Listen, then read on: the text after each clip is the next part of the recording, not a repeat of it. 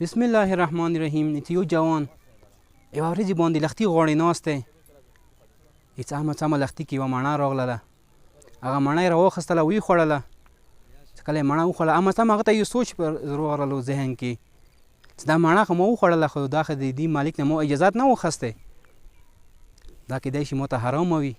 څه یې وکړله هغې لښتي غاړې باندې روان شولو تا دا څه صاحب باغ ته ورسېږي چې هغه نه پوښتنه وکړم چې دا مڼې اجازت ما ته راکړه، ما ته باغ مڼه وخوړله.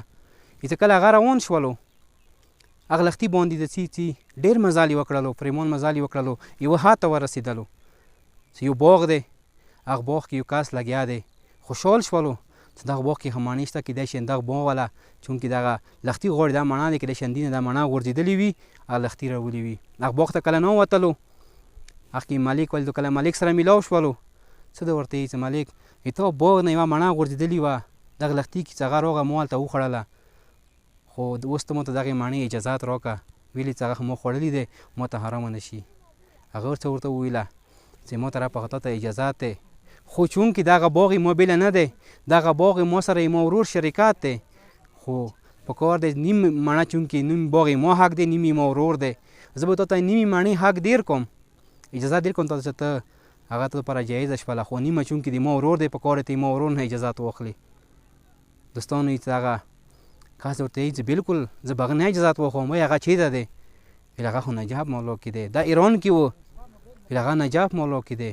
سوچ یې وکړو چې نجاب خو ډېر وریا دی، خو څه وکړم مخکې کابر دی راته، بیا هغه ځای کې ځواب ډېر مشکل دی ما ته. اوس په کار دی دغه تکلیف زه برداشت کړم، خیر نجاب ته به زه لاړ شم ورپسې، د دې دنیا تکلیف ما ته اسان دی خو د هغې دنیا تکلیف بیا نه شم کولی، بیا هغې دنیا کې زه بیا ځواب نه شم ورکولی. څه یې وکړلو ځان سره یې ساز و سامان راواخیستلو راوړو نجاب طرف ته روان شولو. کله نجاب ته روان شولو نجاب ته ورسېدلو ورور یې نامه ورته ښیلې وه چې پلنکی علیم دین دی هلته د سبق یایي. کله روان شولو راتلو نجاب سره ورسېدلو پوښتنه یې وکړله چې پلنکي علیم سره مو کار دی. کله هغه علیم سره میلاو شولو هغه علیم ته د څه یایي چې زه ډېر وریا نه راغلی یم ایران نه. ویله ولې راغلی یې؟ ویله داسې کیسه کومه کیسه وه هغه یې ورته بیان کړله. وایي تا ورور نه خو ما اجازت واخیستلو، هغه ما ته د نیمې مڼې اجازت راکړو خو نیمه یې چونکې تا حق و ته ما ته اجازت راکړه.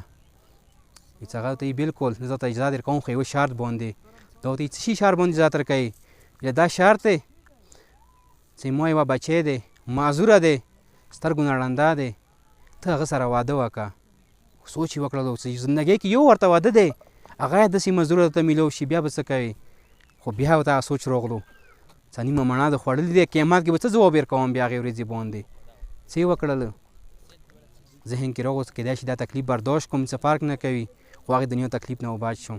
څه یې وکړله هغه کس ته هغه علیم ته یې وویله چې ما ته اجازت راکړه بلکل زه تا لور سره واده کوم. چې کله اول شپه شوله کله نوم یې ورته راوستله هغه دنیا کې ټول نه حسین ترین نامي وه، ټول نه ښکلي وه. دې علیم نه څه بله پوښتنه وکړه چې تا خو ما ته ویله چې هغه معذوره دی، ویله چونکې ته مو ولیده چې تا کې څومره صداقت درکې دی هغه صداقت وجې نه مو ویله چې دا کس زما لور دپاره مناسب دی، دې وجې نه ما تا سره واده وکړو. دې واده وکړلو. هغه کس چې کله واده وکړه نو یو بچی پیدا شو. هغه بچی چې وکړو هغه مقدس اردبیلي و چې دومره عظیم شخصیت هغه نه جوړ شو چې هغه ته د مقدس لقب میلاو شولو. اوس هغه د نجاب مولا امیر خپو طرف ته کومه مناره دی هغه لاندې دفن دی، دومره عظیم مقام ته میلاو شو. مقدس اردبیلي هغه کس دی چې هغه به کله مولا علیه السلام زیارت ته رانوتلی سلام یې وکړی السلام علیک یا امیر المؤمنین، واپس جواب کې به ورته میلاو شو وعلیکم السلام. اندیشان سره کوم مشکل سبق یې ورته پېښ شولی مسلې کې ورته دیني مسلې کې مشکل ورته راغللی هغه به ډایرکټ پوښتنه کوله مولانا هغه ته به جواب میلوېدلو په څه شي وجې نه؟ حلال وجې نه. چې کله انسان حلال وکړي هغه حلال وجې نه د هغه نسل کومه دی هغه دپاره بهترین ګرځي. بس دوستانو په کار دی حلال وخورو ته دا حلال نسل دپاره راشي. والسلام علیکم ورحمة الله وبرکاته.